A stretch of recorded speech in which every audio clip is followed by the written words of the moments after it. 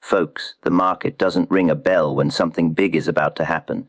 It doesn't send you a telegram and say, "Here comes a breakout. Get ready." No, it just sits there quiet, acting like nothing's going on. But if you've been watching long enough, you start to notice the little signs. That's what separates the players from the suckers. The real money, the kind that makes fortunes, comes not from guessing or gambling, but from catching those moments when the tide is about to change and riding it for all it's worth. Tell me, have you ever seen a stock move and thought to yourself, "Why didn't I see it earlier?" That's the game we're talking about right now, spotting those breakouts before the crowd wakes up. Let me tell you something, and I want you to remember it. The market is always testing you. It's always whispering lies to shake you out or lure you in too late. But beneath that noise, it leaves tracks, footprints, little hints of what's coming. If you're patient, and if you learn how to read those hints, you can spot a stock before it takes off.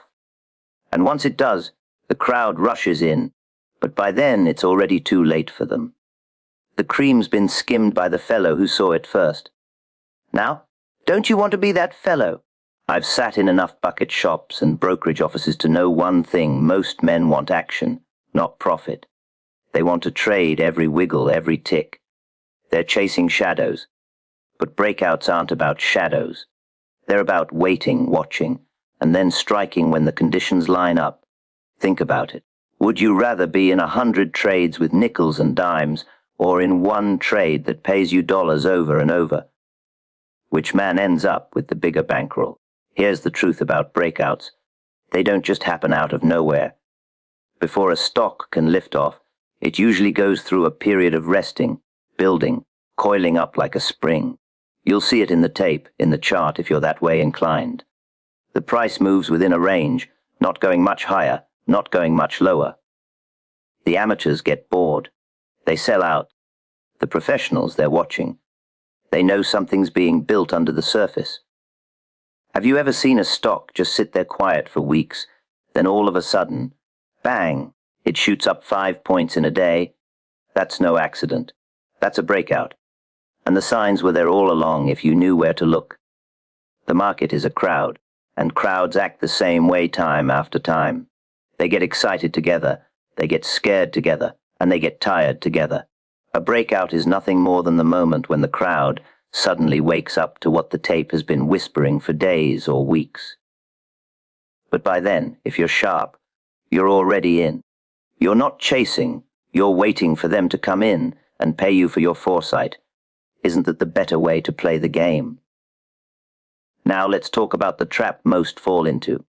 A stock nudges up a little, and the fellow says, "That's the breakout." He jumps in, and then the stock drifts back, even lower than before. He sells in disgust. The next day, the real move begins without him. Why does this happen? Because he was too impatient. He mistook a feint for the real thing. You see, the market loves to trick you. It shows its hand, then pulls it back just to shake out the weak hands. The real breakout is the one that comes with power, with conviction, with volume behind it. A stock doesn't break out quietly. It announces itself if you've got the ears to listen. Do you see what I'm saying? I remember times when I'd sit and watch a stock for weeks. Nothing exciting, just quiet trading. But I'd notice the dips weren't going very low. Every time it sagged, it bounced back quickly. Somebody was supporting it. The supply was being absorbed. That's a sign. That tells you someone big is buying quietly, patiently, getting set for the move. And when the line is clear, when the resistance is finally eaten up, the stock explodes. That's your breakout. How many of you have been shaken out too soon just because you couldn't stand the waiting? Be honest now. Patience, my friends, is the most valuable thing in this business. More than tips, more than charts, more than opinions. Waiting for the right moment. Most men can't wait. They've got to be in the action, even if it's the wrong action. They get itchy fingers. But the smart player knows that money is made not by constant trading, but by sitting tight when the odds are in your favor. The breakout is the reward for patience.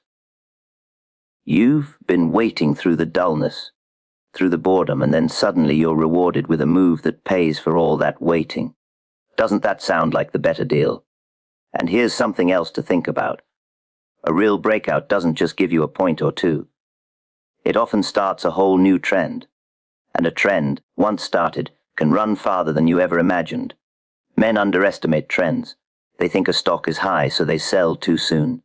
But in reality, a strong breakout can carry a stock much higher than the public thinks possible. That's the sweet spot. That's where the big profits are. Have you ever sold too early and then watched the stock double after you were out? Hurts, doesn't it? The trick, then, is not just spotting the breakout, but knowing when it's real and when it's just noise. The tape tells you. The volume tells you. The action tells you. The stronger the push, the clearer the signal. But above all, you must train your eye to see the difference between a weak move and a strong one. A strong move won't hesitate much. It breaks through resistance and keeps climbing. The weak ones falter. They hesitate. They slip back. Do you see why most men fail? They can't tell the difference, or they don't want to wait to find out. I've said it before, and I'll say it again: the market is never wrong, but men often are. The tape tells the truth, but men don't want to believe it. They argue with it. They want to outsmart it. But the breakout doesn't lie. When a stock wants to go, it goes. Your job isn't to argue. Your job is to recognize it and get on board. Have you ever noticed how your worst trades come from fighting the tape instead of following it? You see, one of the market's favorite tricks is the false move. It loves to fool you. It will give you just enough to make you believe something big is about to happen, then turn right around and smack you in the face. If you've been around long enough, you know what I mean. A stock looks like it's about to run. It pokes its head above resistance, and you think, that's it, here we go. You buy in, feeling smart, only to watch the stock sink back like a stone. The next day you're nursing a loss, scratching your head, and telling yourself the game is rigged. Tell me, have you ever been caught in that kind of trap? I'll bet you have. Most traders have. The market doesn't hand out money for free.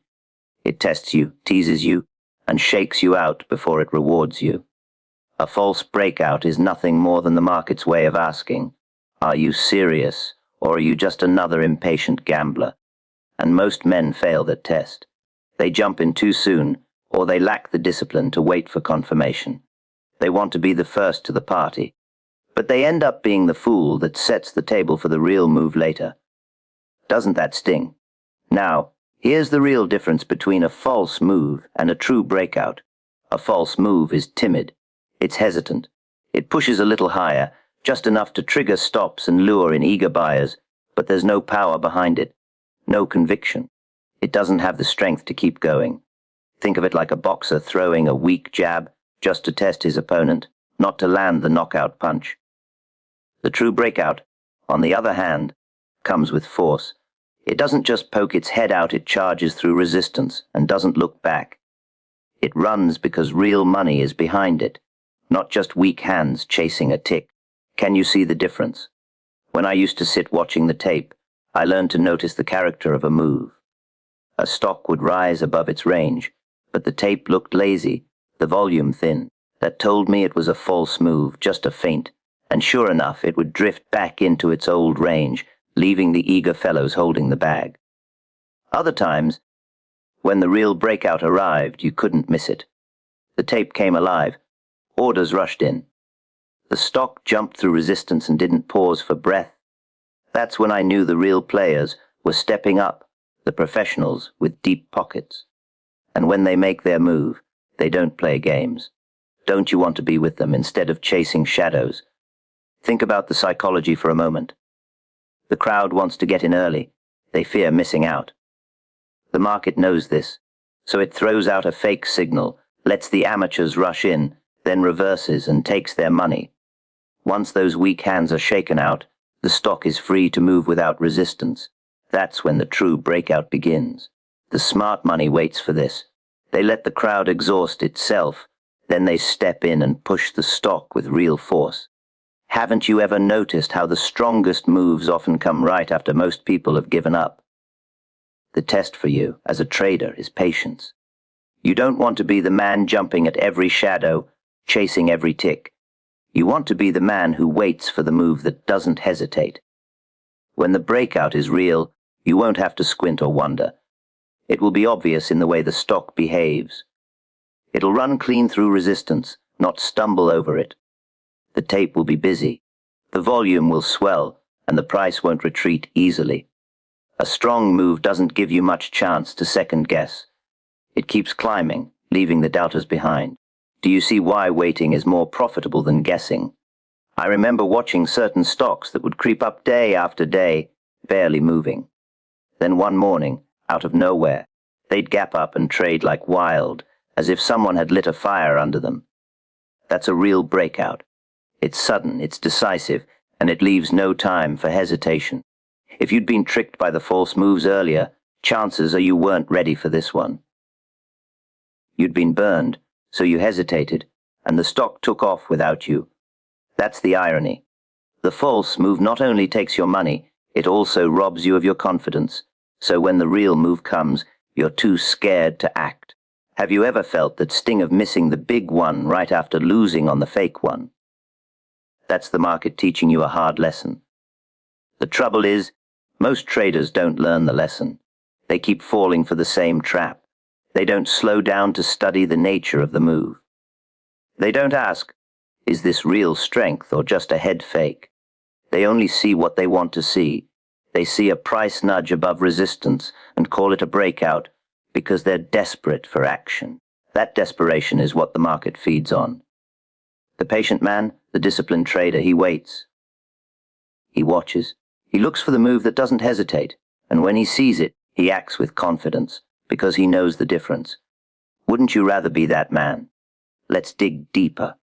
When a stock breaks out with hesitation, you'll often notice it stalls quickly.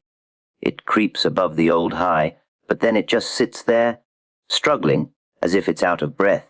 The volume doesn't support it. Buyers aren't rushing in. That's a warning. That's the market telling you it's a false move. But when the breakout is real, it's like a dam bursting. The price surges, volume pours in, and the stock doesn't waste time fiddling around.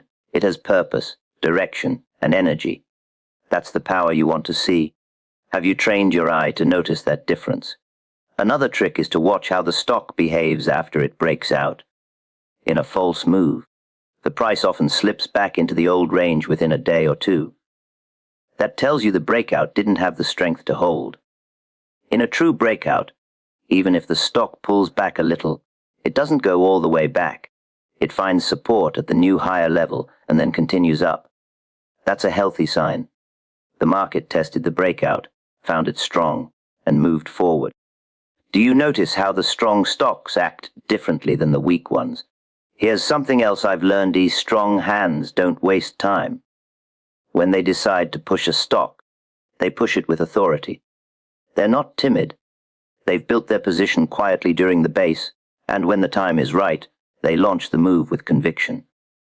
Weak hands, on the other hand, can't do that. They chase, they hesitate, they scatter when the move doesn't go their way. That's why the breakout backed by strong hands looks and feels so different.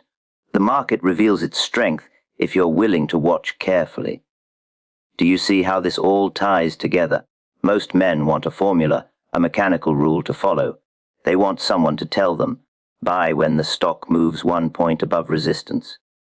But the market doesn't work that way. A formula can't tell you the conviction behind the move. You have to develop the feel, the judgment, the instinct that comes from watching the tape, studying the action, learning how the market behaves. It's like a poker game. You don't just look at the cards, you study the players. The breakout is the market showing its hand, but you need to know if it's bluffing or if it's all in. Haven't you ever been fooled because you followed a rule blindly instead of reading the action? The truth is, you don't need to catch every move. You only need to catch the right moves. The false breakouts, the hesitant feints, they're not worth your time or your money. Let them go. Focus on the moves that don't hesitate, the ones that have strength and volume behind them. Those are the moves that pay. And remember, You don't need 100 trades to get rich. You need a few big ones. The real breakout is your chance at one of those big ones. Isn't that a better way to think about trading? The danger is in the temptation. Every time a stock nudges above resistance, it calls to you, whispers, "This is it. Don't miss out." That's the siren song of the market. If you're weak, you follow it, and it leads you to ruin. If you're strong, you hold back, you wait for confirmation, you demand proof.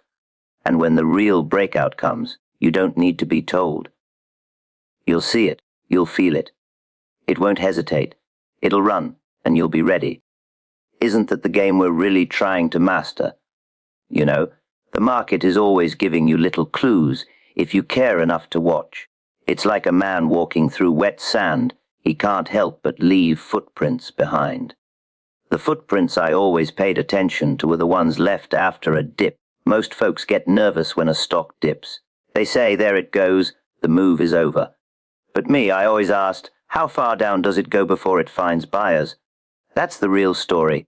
And if every dip is stopping higher than the last one, that's telling you something important.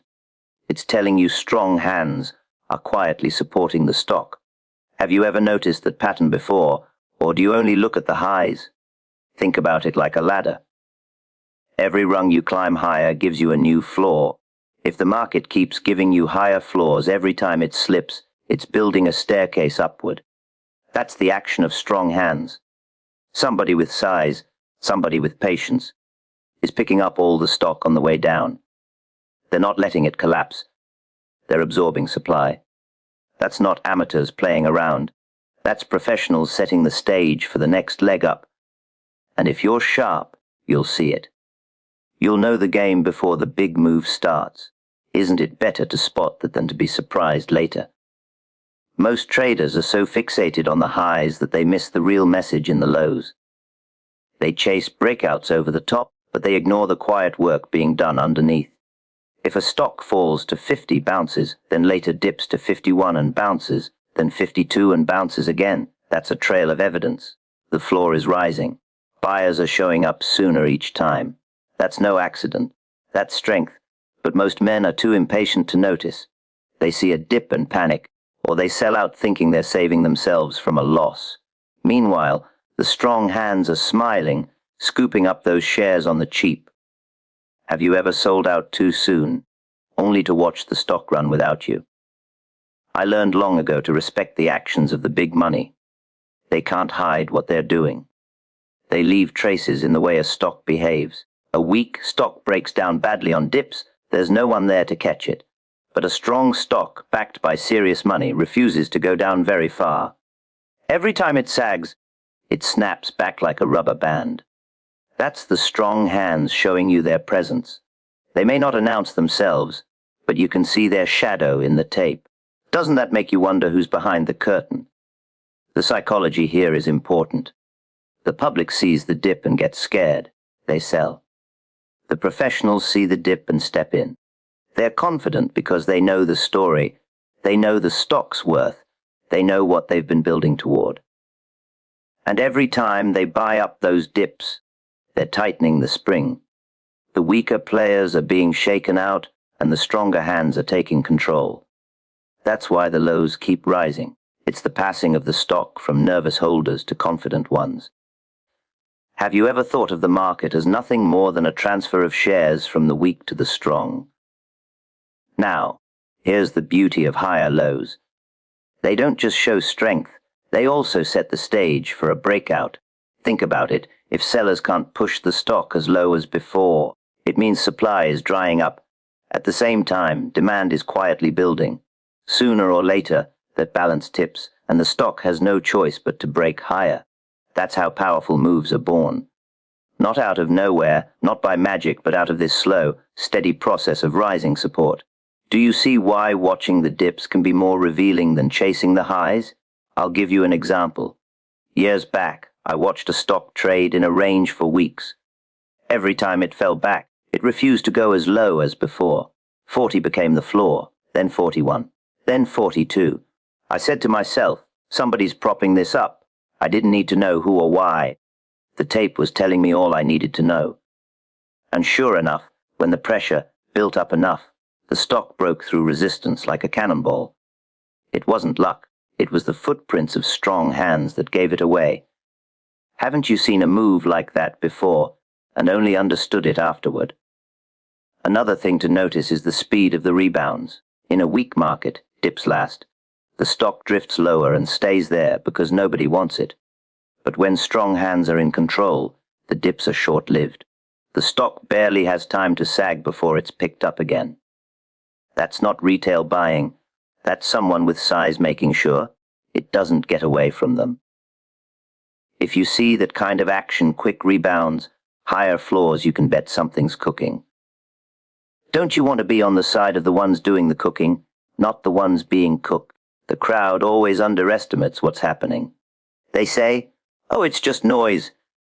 But the quiet rise in support levels is one of the clearest signals you can get. It means there's an invisible hand under the stock, holding it up, guiding it higher. And when that hand is ready, it will push the stock into a full breakout. The amateurs will rush in then, but by that time the easy money has already been made. The smart trader saw the higher lows and got positioned early. Isn't that the better place to be? Of course, it's not always easy. Sometimes the market fakes you out. A stock might look like it's making higher lows, only to collapse suddenly. That's why you don't act on one or two dips. You look for a pattern, a series, a real trail of evidence.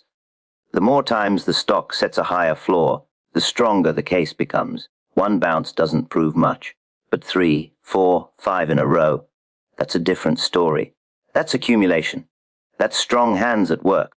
Can you see why patience pays better than rushing in on the first sign? And don't forget to pay attention to volume. Rising support with increasing volume tells you buyers are stepping up with conviction. Rising support on thin volume might not mean much, it could just be lack of sellers. But when you see heavy buying every time the stock dips, that's your clue. Somebody's serious. Somebody's building a position, and they're not doing it for a point or two. They're planning for a bigger move. Doesn't that make you want to sit up and watch closely? I've always said the market is like a great big auction. The price goes to the level where buyers and sellers agree. If buyers are willing to step up at higher and higher levels, it means demand is outweighing supply. It's as simple as that. And when demand is stronger than supply, prices have no choice but to rise. The rising support is the proof of that imbalance. It's the strongest clue you'll get before the breakout. Isn't it funny how simple the truth is, yet how few actually listen to it? The average man only learns this lesson after losing. He sells in fear on a dip, only to see the stock rebound higher. He sells again on the next dip, and again the stock rebounds. After a while, he's out, disgusted, thinking he's escaped a loser. Meanwhile, the stock has been quietly passing into stronger hands. Then one day it breaks out and runs, and he says, "I knew it!" But knowing it after the fact doesn't put money in your pocket. Recognizing it while it's happening does. Haven't you kicked yourself for being that fellow? So when you watch the market, don't just look at the highs. Study the lows. Ask yourself, where does this stock stop falling? And then ask, is it stopping higher each time? If it is, you're seeing the hand of strength. You're seeing the signs of control. And that, more than any tip or rumor or headline, will tell you what's coming next. If there's one thing I learned in my years of trading, it's this: the crowd always comes in late. They don't see what's happening until it's already plain as day, and by then most of the profit has already been taken by the ones who got in early. That's the simple truth of this game. The difference between a fortune and a frustration is whether you're in before the crowd or after them. Tell me, do you want to be the fellow paying top dollar after everyone else has piled in, or do you want to be the man who's already sitting comfortably when they come rushing to buy from you? Now, spotting strength before the crowd sees it isn't magic. It's not about having a secret tip or some inside information. It's about learning to read the action of the stock before it becomes obvious. A strong stock will show its hand early if you're paying attention.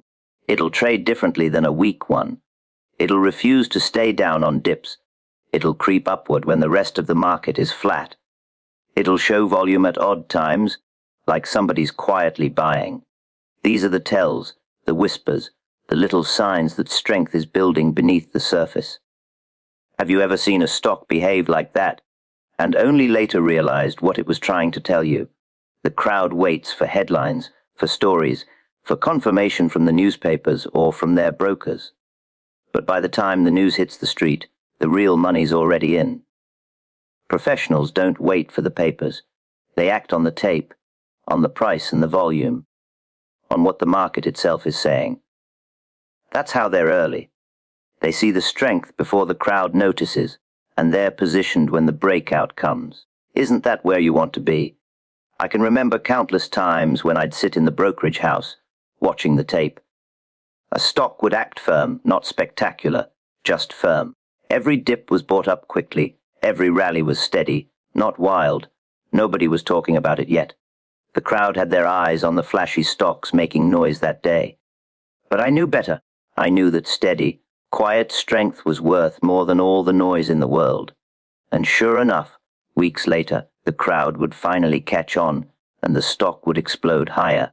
But by then, I was already in, sitting pretty, watching them scramble. Have you ever wished you could be that man instead of the one chasing late? The trick is to develop patience and a sharp eye. Early entry doesn't mean you guess. It doesn't mean you buy blindly hoping something will happen. That's what gamblers do, and gamblers go broke. Early entry means you see the signs of strength before they're obvious. You notice the rising lows. You notice the sudden surges in volume when no news is out. You notice the way the stock shrugs off weakness when the market wobbles. That's strength. That's the market tipping its hand. And if you're alert, you can step in before the crowd sees it. Doesn't that sound like the edge you've been looking for?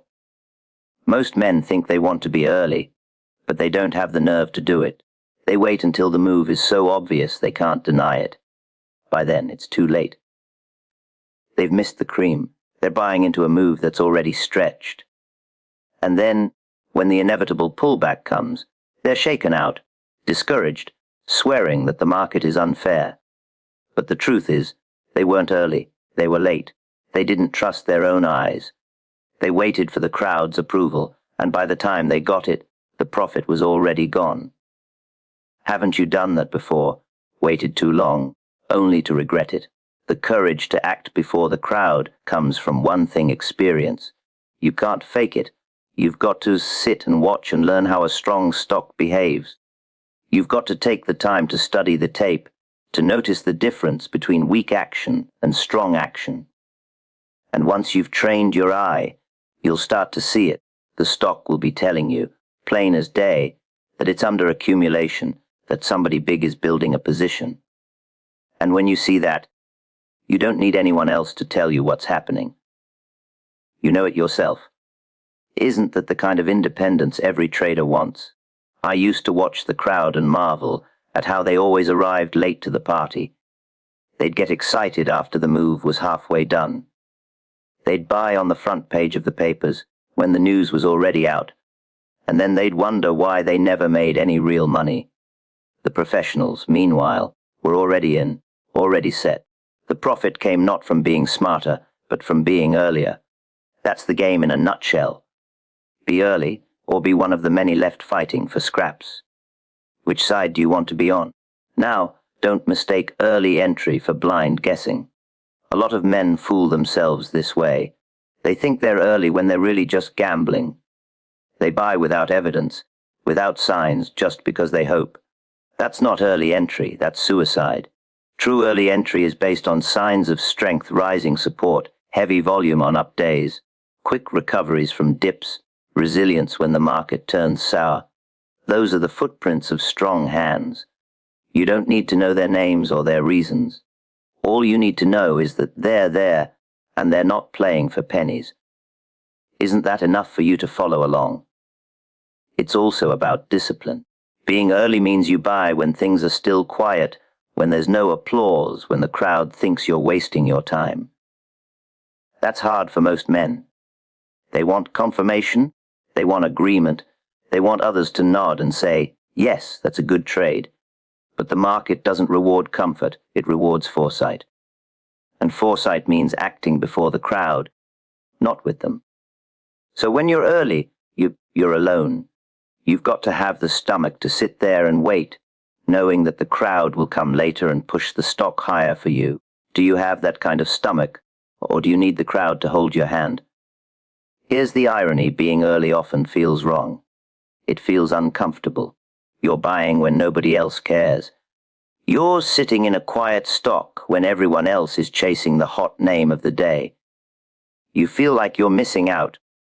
But if the signs are there, if the strength is showing itself, you're not missing out at all. You're positioning yourself for the real move while the others are wasting their bullets. And when the breakout finally comes, you won't be chasing, you'll already be there, ready to ride. Isn't that the smarter way to play it? I'll tell you something else. Early entry isn't about catching the exact bottom. You don't need to. You just need to be in before the crowd wakes up. If you're waiting for perfection, you'll miss it. The point is not to guess the lowest tick, but to recognize strength as it builds. That's enough. The most profitable business in the world is speculation, provided you know what you are doing, and the most ruinous pursuit is speculation, provided you don't. That is the truth. And most men never learn it, because most men come to the market seeking quick riches, not discipline, not patience, not study, but excitement. They chase every flicker on the tape as though a fortune must lie behind it, but fortunes are never caught in that manner.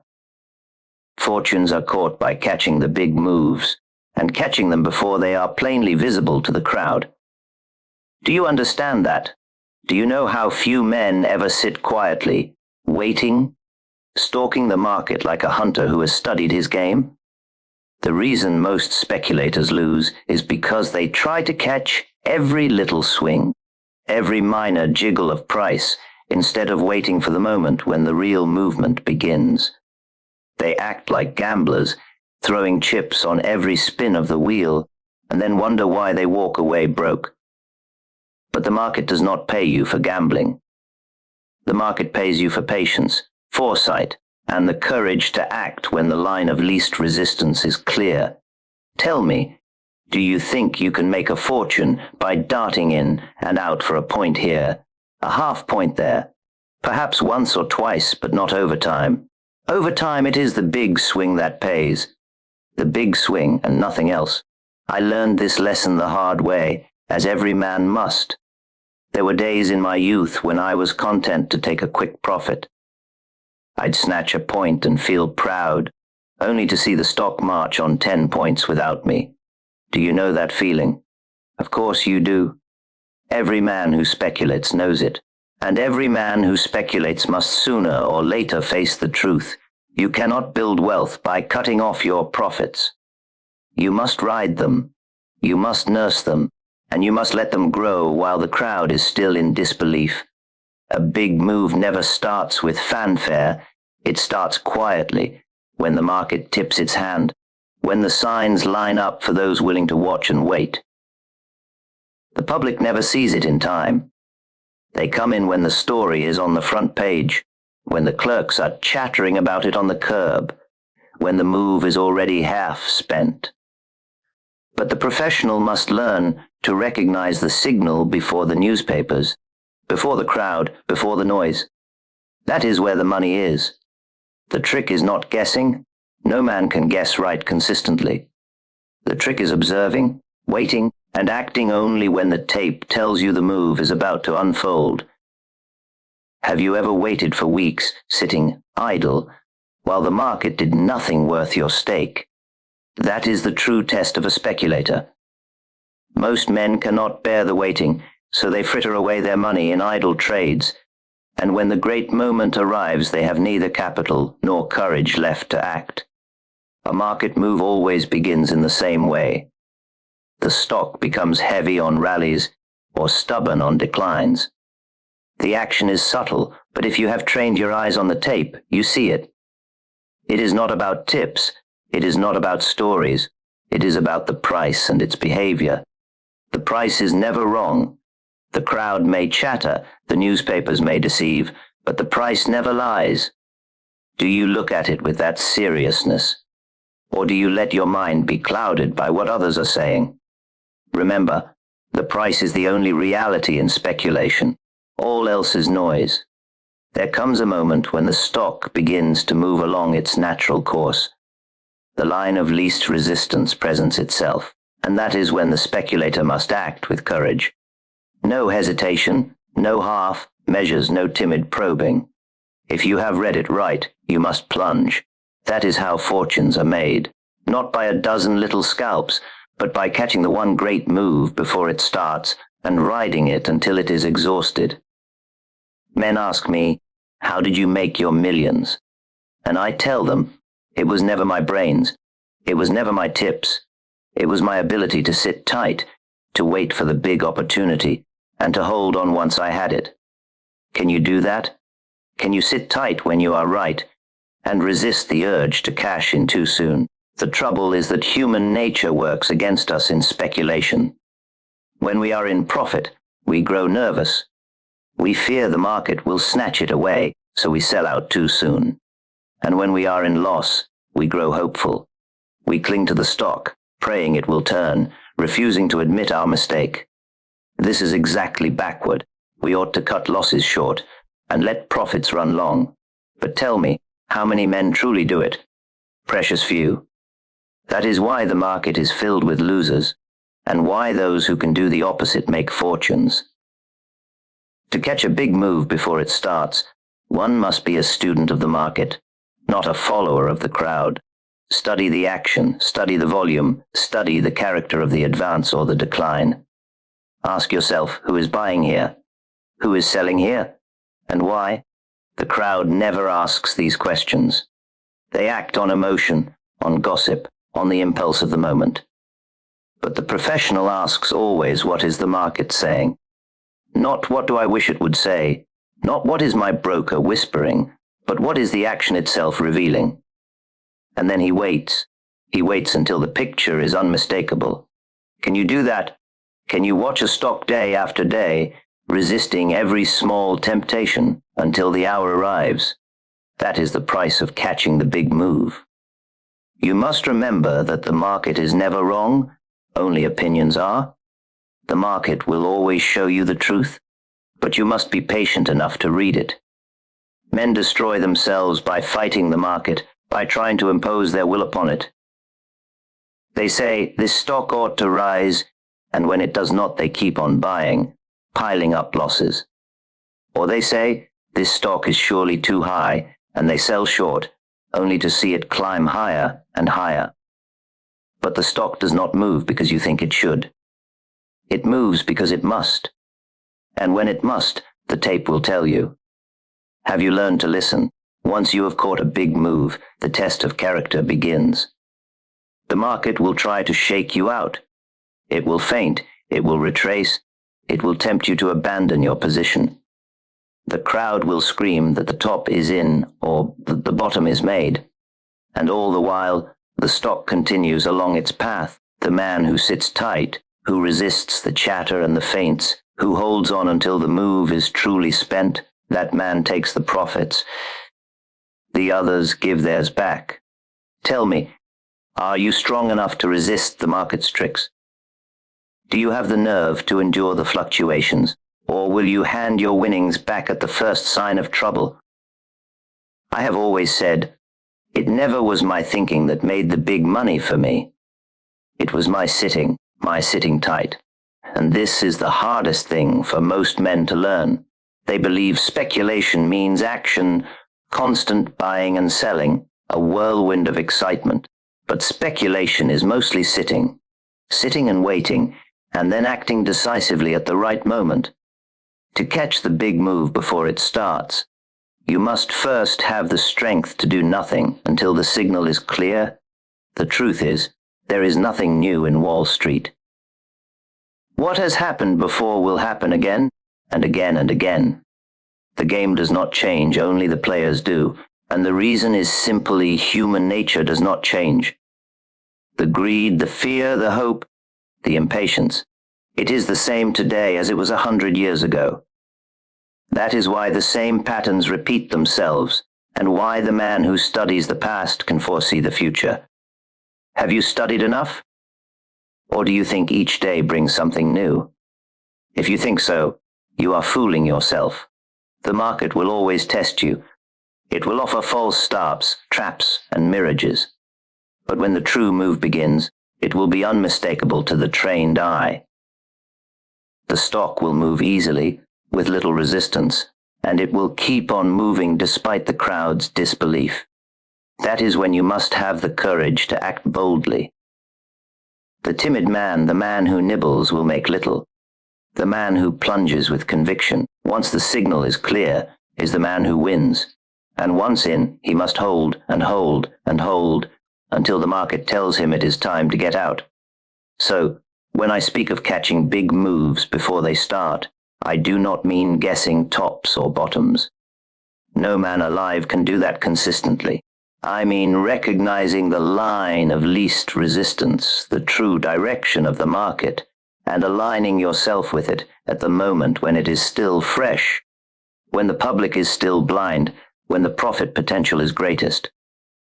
That is the essence of speculation. That is the art of it, the science of it, the whole of it.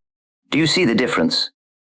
Do you see why it is not about predicting, but about observing? Tips and stories mislead. Only price and action reveal the truth. There is no greater trap in speculation than listening to the chatter of others. A tip is nothing but another man's opinion. And if opinions made fortunes, every broker's office boy would be a millionaire. Yet men will sell their reason and judgment for the comfort of hearing someone else tell them what to do. Why is that? Because speculation is hard, because discipline is harder, and because the human mind always seeks a shortcut to riches. But there are no shortcuts. There is only the market, and the market speaks only in one language: price and action. Do you think you can afford to ignore that and still win? I have watched men ruin themselves on tips, and I have done so myself when I was young and foolish. The tip always comes dressed as certainty. It always sounds convincing. It promises easy money, no effort required, just faith in the whisper. But the market does not reward faith. The market punishes it. You must understand this. A tip is like a mirage in the desert. It looks like salvation to the thirsty, but when you reach it, there is nothing there. Have you ever followed a tip that turned into a disaster? Of course you have. Every man who trades has. And yet, strangely, they will take the next tip, and the next, as though the last one was only bad luck. That is not speculation. That is self-destruction. The stories are just as dangerous. Wall Street is a machine for creating stories. There is always a reason, always an explanation, always some narrative designed to explain away the action of the market. But stories are created after the fact, to soothe the minds of the crowd, to make sense of movements that need no explanation. Price is the only fact. Action is the only truth. If the stock is going up, that is all you need to know. The story may be bullish or bearish. It does not matter. The stock itself is telling you the truth. If only you will listen. Do you? Or do you still cling to the comfort of hearing why? I remember times when the whole market was gripped by a story. Some rumor, some glowing account of a company's future, and every broker's office would be buzzing with it. Men would rush in, buying on the tail, certain that they were ahead of the world. But the tape told another story. Heaviness on rallies, weakness in the buying. And sure enough, the stock would soon break, and those same men who bought on the glowing tail would be scrambling to get out, cursing their luck. But it was not luck. It was blindness. They listened to the words and ignored the price. Can you see the danger in that? The tip or the story blinds you to your own judgment. It takes away your independence, your discipline, and makes you a follower. But the follower never wins in speculation. The follower always comes in late, always takes the leftovers, always pays for the other man's profit. The only way to be consistently profitable is to rely on the one thing that cannot lie, the action of the market itself. The tipster may be honest or crooked, the story may be bright or false, but the price is never wrong. It is always the final verdict. Why then would you exchange that verdict for gossip? Do you know why men chase tips? Because they cannot stand uncertainty. They crave assurance. They want to believe someone knows. But in speculation, no one knows.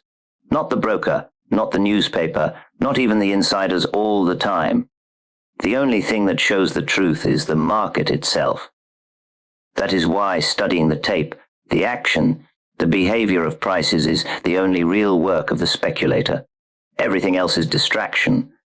And yet, walk into any brokerage office and what do you hear? Not quiet concentration on the tape, but chatter, rumors, tips, and stories. That is why most men lose. When a stock is ready to move, it shows it. There is no need for a story to explain it. The volume will come in, the resistance will break, the action will reveal the path of least resistance. The story may follow, but that is for the crowd, not for the professional. The professional is already in, because he trusted the action, not the tale. Have you noticed how often the big moves start quietly, without news, without fanfare, only to be explained weeks later when the story is published? By then the move is half over, and the public is just coming in. That is the difference between following stories and following action. Which side would you rather be on? You must train yourself to distrust everything but the tape. Do not believe what is whispered to you in the corridors. Do not believe what is printed in the papers. Believe only what you see in the price. The price cannot be hidden. If insiders are buying, it will show in the action. If they are selling, it will show too. The market has a way of revealing the truth in advance, if only you are willing to see it.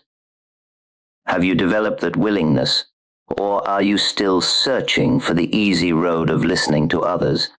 Every great mistake I ever made came from trusting something other than the market itself. Every great success I ever had came from listening only to the tape. That is not a coincidence.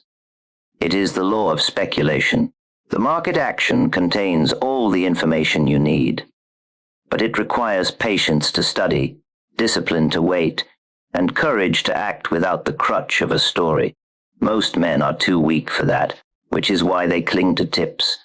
But ask yourself, has a tip ever truly made you rich?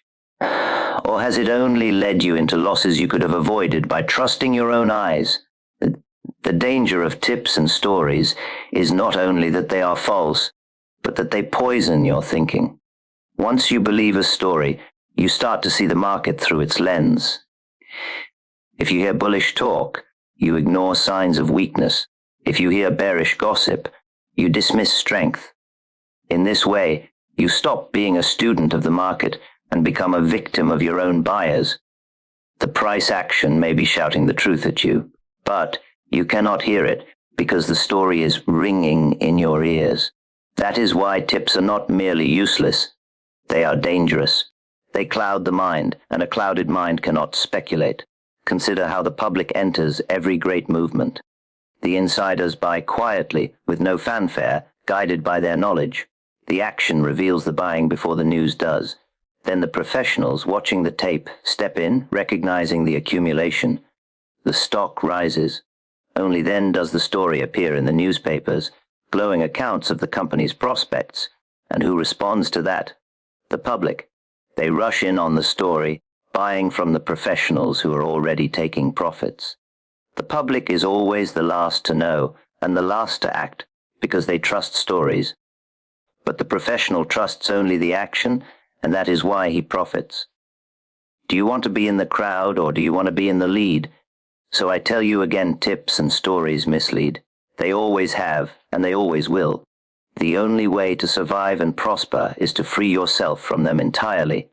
If you wish to speculate, do not ask what others think. Do not listen to what others say. Look at the market. Study the action. Learn to read the truth that is written in the movement of prices. That is the only story worth following, the only tip worth taking, the only path that leads to profit. Patience in waiting for the right setup is harder than acting, but far more profitable. Most men in speculation believe that activity itself is the secret to success. They imagine that buying and selling every day, darting in and out of the market, shows skill and intelligence. But the market does not pay for activity. The market pays only for being right, and being right comes not from constant action, but from disciplined waiting until the time is ripe. The hardest lesson I ever learned, and the most expensive, was that doing nothing can often be the most profitable course of all. Tell me, can you sit and wait, or must you always be doing something? The urge to act is the great enemy of the speculator. A man may sit for days watching the tape, knowing deep down that there is no real opportunity, but he grows restless. He wants excitement, he wants the feeling of being in the game, so he forces a trade. And what comes of it? Usually a loss. Then, when the real opportunity finally appears, his capital is already diminished and his confidence is shaken. He cannot act with boldness, because he wasted his strength on trifles. Have you ever found yourself in that position? Of course you have. Every man who speculates knows the gnawing itch of impatience, the need to act when he ought to wait. Patience is the rarest quality in speculation because it is against human nature. We are wired to believe that effort equals reward, that constant motion produces results. In most walks of life that is true. A farmer must work his land, a merchant must tend his shop, a laborer must toil for his wages. But speculation is different. In speculation, the greatest work is waiting. The market does not move because you want it to. It moves when it is ready, and not before. A man who buys too soon is just as wrong as the man who buys too late. Only the man who waits for the right moment earns. Do you see how unnatural that feels? To earn by waiting instead of by working. When I was young, I thought the way to make money was to be always in the market. I feared that if I sat idle, I would miss something. So I chased every fluctuation, jumping from one stock to another, convinced that opportunity must be hiding in every tick. I did not yet understand that the market offers only a few real opportunities in a year, and that all the rest is noise. That realization cost me dearly. It took years of losses before I understood that waiting was not wasted time, but the very essence of speculation. Have you paid such tuition yet, or are you still trying to learn the easy way? The man who lacks patience is doomed to failure. He may strike it lucky once or twice, but luck is not a method. Sooner or later, impatience leads him to overtrade, to gamble on movements that are not real, to exhaust his capital before the big chance arrives. I have seen brilliant men, quick thinkers and clever traders, ruined because they could not sit on their hands. They could analyze, they could judge, but they could not wait. The market punishes that flaw without mercy. Ask yourself, are you able to resist temptation, or are you compelled to act even when you know you should not? The waiting I speak of is not idleness. It is not laziness. It is watchfulness. A man must study the tape, watch the price action, and wait for the line of least resistance to declare itself. That may take days, weeks, even months. Most men cannot stand that. They grow restless, and they talk themselves into seeing signals that are not there. But the market does not reward imagination. It rewards recognition. You must wait until the move is clear, unmistakable, undeniable. That is when you act. Until then, you wait, and waiting is work. Do you have the strength to work in that way? Impatience costs more fortunes than ignorance. A man who knows little but waits for the right moment can do better than a clever man who cannot keep still. The crowd is always impatient. They want their profits today. They want action now. That is why they are always late to the big move. They buy in haste, without waiting for confirmation, and then they are shaken out at the first setback. The professional waits for the market to prove itself. He buys only when the action tells him the time has come, and he holds as long as the trend remains. That difference in patience is the difference between ruin and fortune. Can you see how vital that is? There were times in my career when I sat out entire markets. I would watch as others rushed in, chasing one stock after another, while I did nothing. They mocked me, called me timid, said I had lost my nerve. But when the real move began, I was ready. I had my capital intact, my judgment clear, my courage unshaken. I was able to act boldly while they were exhausted and confused. And in that boldness lay the profit. The man who spends his bullets on skirmishes has nothing left for the battle. But the man who waits and saves his fire for the decisive moment wins. Which man do you think you are? The temptation to trade is greatest when the market is dull. Men cannot endure boredom, so they invent opportunities where none exist. They tell themselves that small moves can be caught, that they must earn something while they wait. But the market is merciless to such thinking. It punishes those who trade for excitement. The professional understands that boredom is part of the game. He welcomes it, because he knows that dull markets precede great movements. He does not waste his powder on meaningless action. He saves it for the storm. Do you recognize dullness as your friend, or do you flee from it in search of excitement? Patience also means the courage to sit tight after you have entered. Many men can wait to enter a trade, but once in, they cannot bear the fluctuations. They are shaken out too soon, cutting profits short and letting losses grow. But patience does not end with entry. It continues through the life of the trade. The big money comes not from the act of buying or selling, but from holding through the long sweep of the move. That requires immense patience, because the market will tempt you, shake you, test you at every turn. Most men fail that test. Will you? So when I tell you that patience in waiting for the right setup is harder than acting, I mean it in every sense. Harder to wait for the entry. Harder to sit tight in the trade. Harder to do nothing when the crowd is busy. Harder to hold your nerve when your profits are growing and the market swings against you. But that hardness is where the profits lie. The man who conquers his impatience conquers the market. The man who cannot wait, who must always be active, will always be broke. It is as simple and as difficult as that. The courage to act boldly, once the signal is clear, separates winners from losers. There is no greater dividing line in speculation than this. Most men may watch the same tape, observe the same action, study the same charts, but when the hour comes to place their bet, their nerve fails them. They hesitate, they doubt, they nibble instead of plunging, and the great opportunity slips past them. Courage is not recklessness. Courage is not gambling. Courage is acting decisively when the odds are with you, when the market itself has given the signal. Do you possess that courage, or do you only imagine that you do until the moment arrives? It is easy to talk of courage when you are out of the market, when no money is at risk, when the danger is abstract. But when your capital is on the line, when your finger hovers over the button, or your order is about to be written, that is when you discover what you are made of. I have seen seasoned men who knew the market well, crumble at that instant. They could read the setup, they knew the opportunity was ripe, but they lacked the boldness to act in size. And so they missed the move, or took only a fraction of what was theirs for the taking.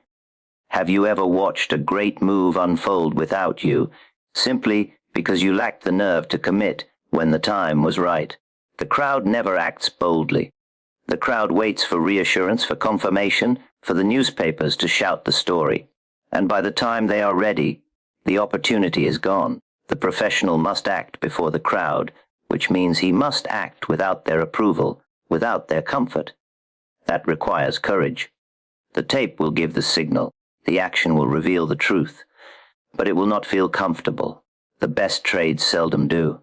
They come at a moment when fear is high, when doubt is thick, when most men cannot bring themselves to act. That is why the few who have the courage to act boldly are rewarded so greatly. Do you see how fear paralyzes the many and enriches the few? There is no place for half measures in speculation. A small man's trade in a big moment is wasted. If the signal is clear, if the odds are with you, then you must act in proportion. That does not mean betting recklessly, but it means betting boldly enough to make the victory count. Too many men place timid stakes when the opportunity is ripe and bold stakes when the opportunity is uncertain. That is exactly backward. The courage I speak of is not blind daring, but the strength to risk heavily when the market itself has shown you the path. Can you risk big when you are right, or do you only risk big when you are guessing? Every fortune I ever made came from one thing, seeing the opportunity and acting without hesitation. The tape told me the truth, the action confirmed it, and I plunged. There were no tips, no stories, no whispers, only the clear message of the market. And yet, I have seen others at the very same moment, men just as knowledgeable, shrink back, arguing with themselves, paralyzed by the fear of being wrong. They would nibble a few shares, then sell at the first reaction, while I held and pressed my advantage. That difference in courage, nothing else, created the difference in results. Do you recognize how thin the line is between failure and fortune? The market will never give you perfect certainty.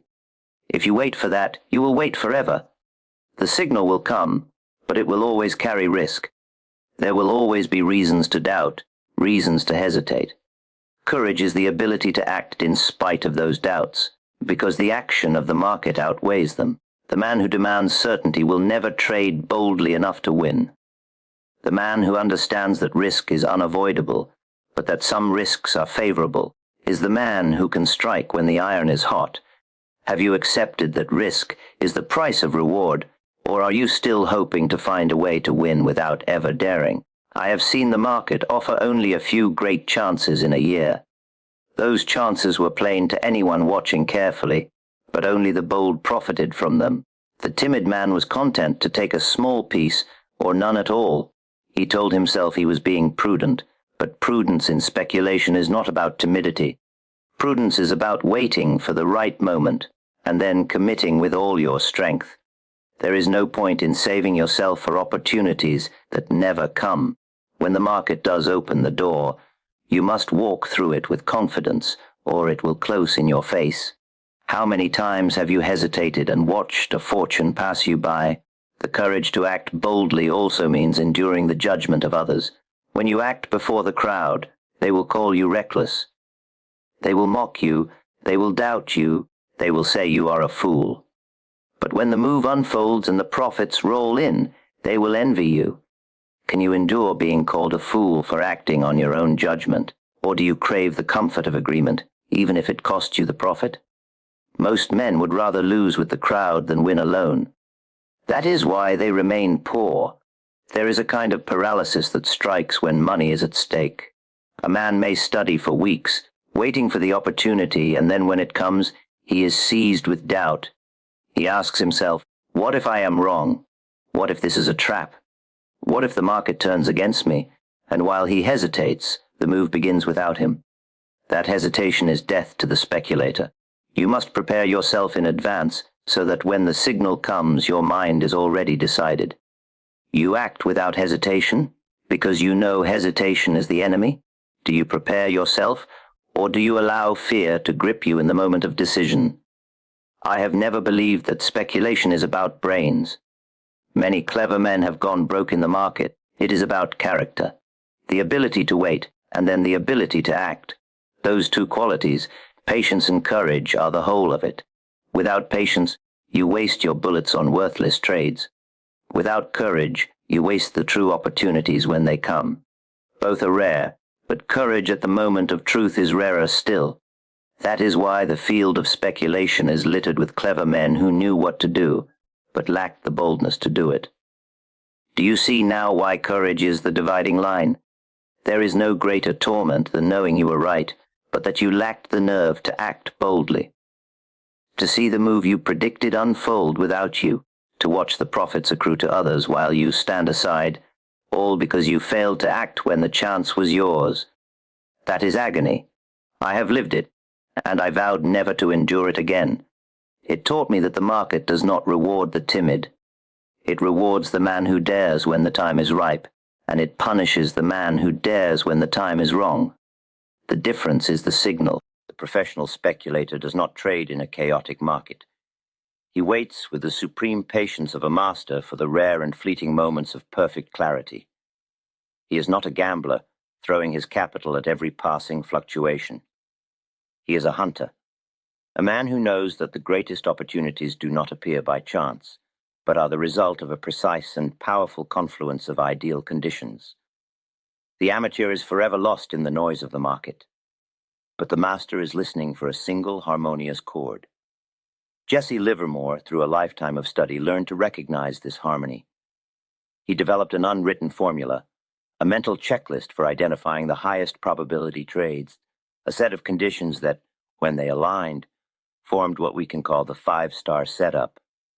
This is not a simple pattern on a chart. It is a complete, top-down methodology for filtering the entire market.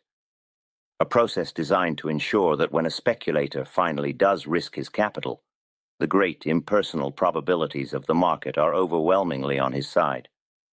It is the framework that turns speculation from a game of guesswork into a disciplined and scientific business.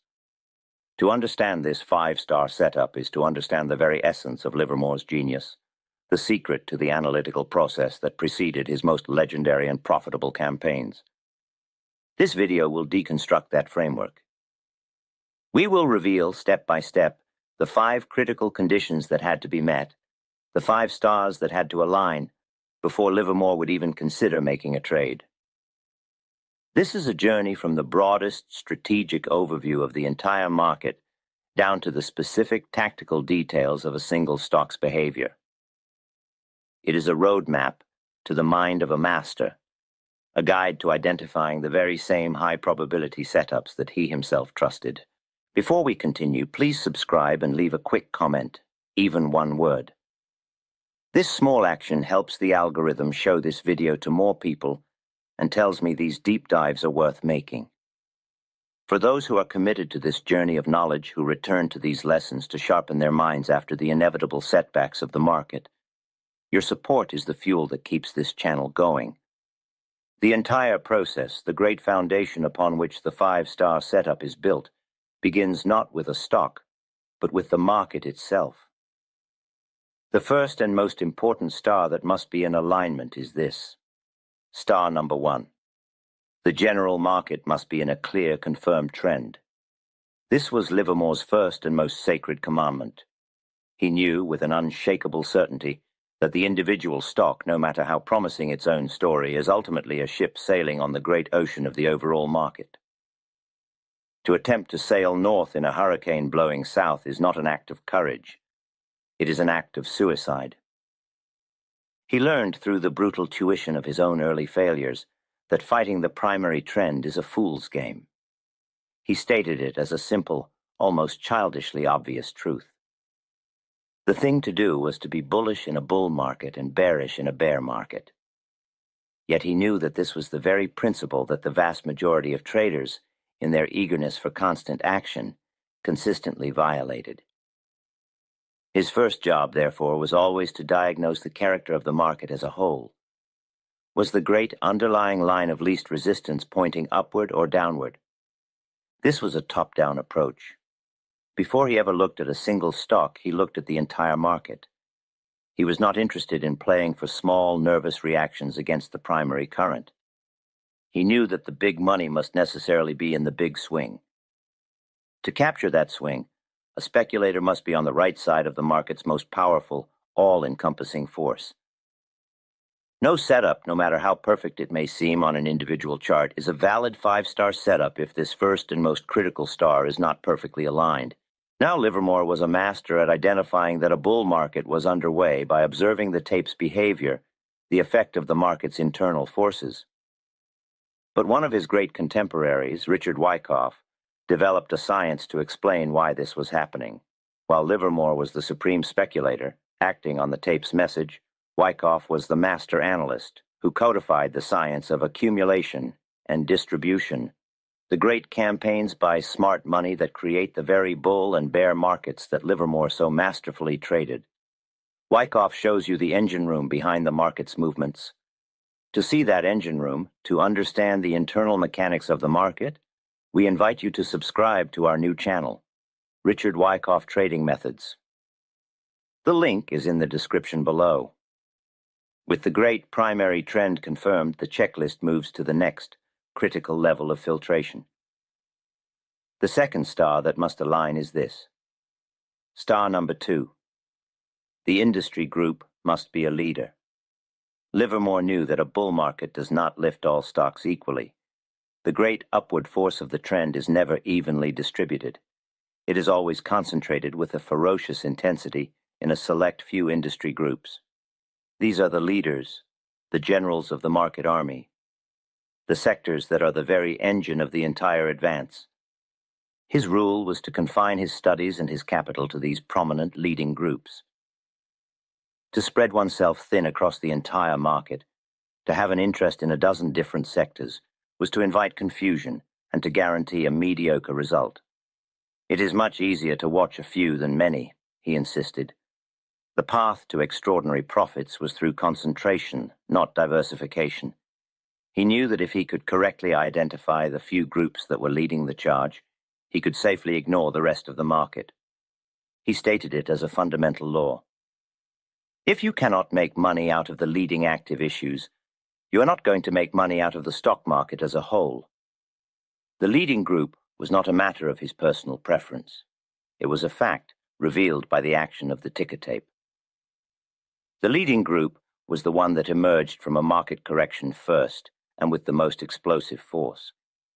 It was the group whose component stocks were the first to make new highs. It was the group that showed the most consistent and powerful buying. Its leadership was a visible, tangible thing to the trained observer. This second step, then, acts as another powerful filter. It narrows the speculator's focus from the entire market down to the single sector where the greatest opportunities reside.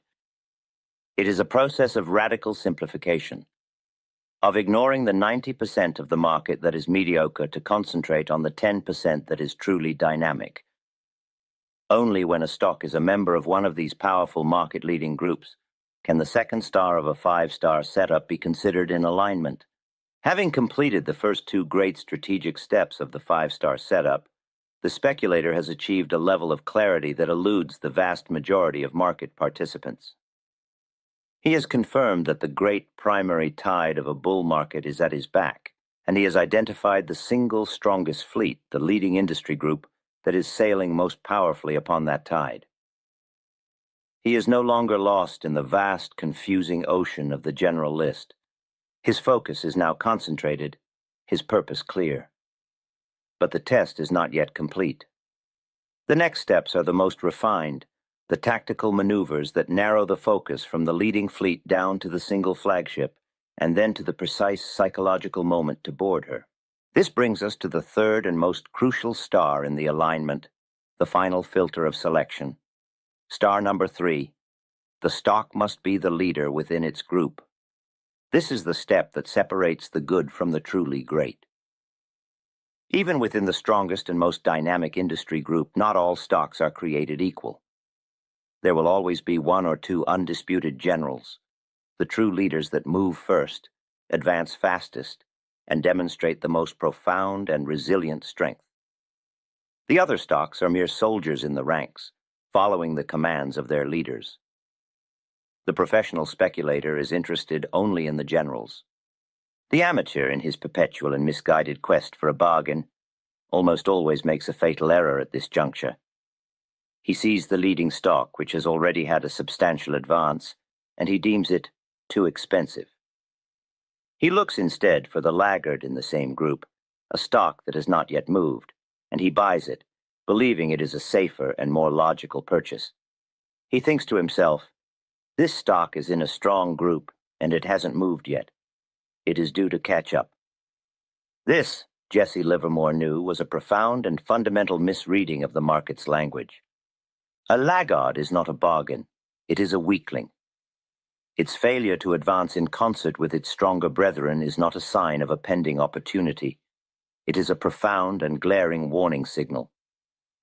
It is the market's own clear announcement that there is some unseen internal flaw, some hidden source of distribution, or some fundamental problem that is preventing the stock from participating in its group's prosperity. Livermore stated it as a core principle, learned through years of costly experience. Experiences had taught me to beware of buying a stock that refuses to follow the group leader. The professional does not buy weakness hoping it will turn to strength. He buys proven, demonstrated strength and he is willing to pay a premium for it. His task is to identify the leader. The leader is not a matter of opinion, it is a fact proven by its behavior on the tape. The leader is the stock that moves first. It is the one that makes the largest percentage gains on the highest volume. It is the one that acts right. It absorbs profit-taking with an ease that is almost contemptuous. It feels strong, vital, and alive. It is the stock that everyone is watching, the one that is making the headlines. Livermore's great campaign in the steel stocks during the war boom was a perfect illustration of this principle in action. He was bullish on the entire group, but he did not buy all the steel stocks equally. He began by testing both U.S. Steel and Utah Copper. From the very first day, U.S. Steel acted like a true leader, moving with power and purpose. Utah Copper, in contrast, was sluggish and unresponsive. Heeding the tape's clear verdict, he concentrated his full financial firepower on the proven leader, U.S. Steel, while leaving the laggard alone. This single, disciplined decision was the key to one of his most profitable campaigns. The cautionary tale of Chester Motors serves as the negative example. While the entire automobile group was soaring in a great bull market, Chester stubbornly refused to advance. The public, seeing it as cheap, began to buy it. Livermore, reading the tape, saw its weakness not as an opportunity but as a definitive sell signal and went short, profiting handsomely when the stock's internal problems were finally revealed. He had obeyed the third great step of the test. He had shunned the laggard and in this case bet against it. With the undisputed leader of the leading group now clearly identified, the test arrives at its fourth and most psychologically demanding star. Star number 4. The stock must be at a pivotal point. This is the great and final challenge of the analytical phase. The speculator now has the right market, the right group, and the right stock. But all of this brilliant work is for naught if his timing is flawed. To be correct in your analysis but premature in your action is to invite a slow and agonizing financial death. You will be whipsawed by meaningless fluctuations, your capital and your nerve eroded long before the real profitable move ever begins. Livermore knew more than any other trader that timing was everything. He wrote, "Much depends upon beginning at exactly the right time. It took me years to realize the importance of this. It also cost me some hundreds of thousands of dollars. The amateur is consumed by impatience, by a frantic need to be in the market. The professional, in contrast, must cultivate the supreme and difficult art of waiting. He must sit, sometimes for days, sometimes for weeks, his capital held in reserve, until the market itself gives the final, unequivocal signal that it is ready to move." This signal, for Livermore, was the decisive breach of a pivotal point. This was his psychological moment, the point in time and price where the long period of quiet preparation was over, and the public marking-up phase was about to begin. For the speculator following this plan, the simplest and most powerful pivotal point to watch for is the moment a leading stock makes a new high after a period of consolidation or a natural, healthy reaction. It is only at this precise juncture, and not a moment sooner, that the first commitment should be made. His legendary campaign in Bethlehem Steel was the ultimate testament to this discipline. For 6 long weeks he watched the stock climb, his bullish conviction growing stronger with every passing day. He saw it move from the 50s to the 80s to the 90s. Every point of advance was a siren's call to his impatience. The amateur would have jumped in a dozen times. But Livermore waited. He was not interested in the preliminary skirmishes. He was waiting for the main event, the signal that the great public advance was about to begin. That signal for him was the breach of the great pivotal point at $100. The moment it was crossed, he acted, and in doing so, he entered one of the greatest trades of his career. This is the great challenge. To sit idly by, to watch a stock that you know is a leader climb higher and higher, requires a level of self-control that few possess. But it is this very discipline that separates the professional from the amateur. The professional is not paid for trading, he is paid for being right. And being right requires waiting for the one single moment when the probabilities are overwhelmingly in your favor. With the completion of this fourth step, the entire analytical phase of the campaign is over. The speculator has successfully navigated the great top-down filtration process. He has confirmed the primary trend of the market. He has identified the leading group. He has selected the strongest stock within that group. And he has had the supreme patience to wait for that chosen stock to arrive at its own perfect psychological moment to act. He has now done everything in his power to tilt the odds in his favor. He is now and only now ready to proceed to the final tactical star of the setup, the execution and confirmation of the trade itself.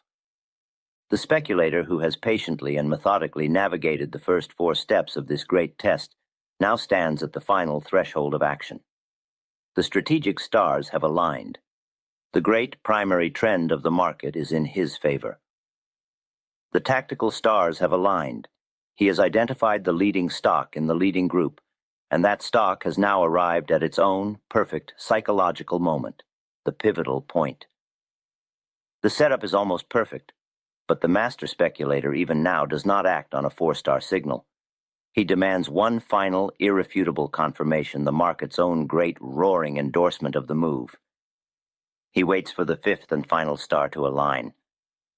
This brings us to the ultimate confirmation, the signal that transforms a high probability setup into a near certainty. Star number 5. The breakout must be confirmed by a surge in volume. This is the final and most crucial piece of evidence. A price movement in itself can be deceptive, but a price movement accompanied by a dramatic and powerful increase in trading activity is a statement of undeniable truth. It is the market speaking not in a whisper but in a thunderous chorus. Volume is the great engine of any market move. It represents the force, the power, and the conviction behind the price. A breakout that occurs on a quiet, low-volume day is often suspect. It suggests a lack of broad participation, a flimsy, half-hearted move that can be easily and swiftly reversed. It is a house built on sand. But a breakout that occurs on a sudden, explosive surge in volume is a house built on a bedrock of immense and aggressive demand. Livermore knew that this surge in volume was the final, critical sign that a broad and powerful consensus had been reached. It was the signal that other great market participants, the floor traders, the public, and perhaps other informed interests, were seeing the same thing and were acting on it with force. It was the market's own way of endorsing the move, of providing the great propulsive thrust necessary for a sustained and powerful advance. The breakout in price was the signal, but the surge in volume was the signature that proved it was genuine. This, then, is the complete 5-star setup, the great and timeless pattern that Jesse Livermore trusted above all others. It is not a simple 2-dimensional pattern on a chart. It is a multi-dimensional, logical, and sequential process, a complete campaign plan that moves the speculator from the broadest strategic overview down to the finest tactical detail. It is a journey of filtration and confirmation, a method for ensuring that when you finally do risk your capital, the great impersonal probabilities of the market are overwhelmingly on your side. Let us synthesize it into a single cohesive process. It begins with star number 1, the general market trend ensuring the great tide is at your back. It moves to star number 2, the leading industry group, ensuring you are sailing in the fastest current. It narrows its focus to star number 3, the leader within the group, ensuring you are on the fleetest ship. It demands the supreme patience to wait for star number 4, the pivotal point, the perfect moment to board. And finally, it demands the ultimate confirmation of star number 5, the surge in volume, the great roaring engine that signals the voyage is truly underway. To follow this 5-step process is to understand that the 5-star setup is not merely a technical pattern. It is a mental discipline. It is a commitment to the difficult and often frustrating art of waiting. The 90% fail because they are content to act on a 1-star or 2-star signal. They are driven by impatience, by the constant nagging need to be in the action. The professional, the 10% who win, has the ironclad fortitude to sit in cash, to watch, and to do nothing, until all 5 stars, without exception, have perfectly aligned. The 5-star setup, then, is the ultimate key to transforming speculation from a frantic, emotional gamble into a calm, disciplined, and pro-business. It is a methodology that, by its very design, eliminates the 2 greatest sources of amateur ruin: acting on impulse and fighting the primary trend. It is a plan that forces a speculator to be patient, to be selective, and to act only when the evidence is irrefutable. It is not a guarantee of profit on any single trade, for speculation can never be made entirely safe. But it is the closest thing a man can get to a guarantee of long-term, consistent success. It was the foundation of Livermore's greatest victories, and it remains the only true path for the speculator who is serious about his craft. To truly understand the mind that forged these principles, it is not enough to simply know the rules. You must understand the man, the very soul of the speculator. For this, there is no greater journey you can take than to immerse yourself in Edwin Lefebvre's 1923 masterpiece, Reminiscences of a Stock Operator. This is not a dry textbook of market theories. It is a deep psychological odyssey, a flight simulator for the trader's mind. Lefebvre's genius was not just in telling Jesse Livermore's story. It was in capturing his internal monologue, the constant churning dialogue of doubt, of conviction, of fear, and of the brilliant flashes of intuition that defined his career. Reading it, you do not just learn his methods. You feel the gut-wrenching pain of his million-dollar blunders and the quiet, profound satisfaction of his greatest triumphs, all without risking a single cent of your own capital. For those truly committed to this deep study, we highly recommend the edition, which includes a unique, detailed chapter-by-chapter analysis by Max Davidson. This analysis acts as your co-pilot, translating the century-old wisdom of the text into a clear, actionable roadmap for the modern trader, ensuring that the lessons learned in 1923 are as powerful and as profitable today as they were then. A link to this essential edition is provided in the description below.